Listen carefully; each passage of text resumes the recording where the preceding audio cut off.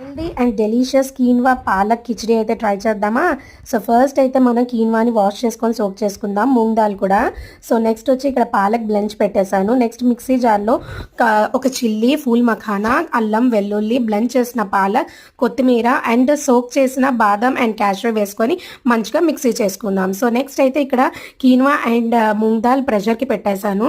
So ఒక pan తీసుకొని పోపు వేసుకున్న తర్వాత అందులో ఉల్లిపాయలు మంచిగా ఫ్రై చేసుకొని తర్వాత టమాటా వేసి మంచిగా మగ్గిన తర్వాత మనం పాలక్ పేస్ట్ ఉంది కదా అది వేసి ఉప్పు, కారం, జీలకర్ర పొడి, గరం మసాలా వేసి మంచిగా ఫ్రై చేసుకున్న తర్వాత మనం ఉడకబెట్టుకున్న కీన్వా అండ్ మూంగ్ దాల్ ఉంటుంది కదా సో అది కూడా వేసేసి బాగా కలుపుకొని ఒక మూత పెట్టేసి ఒక 5 minutes మగ్గించుకున్న తర్వాత మన డెలీషియస్ కీన్వా పాలక్ కిచడీ అయితే రెడీ అయిపోయింది.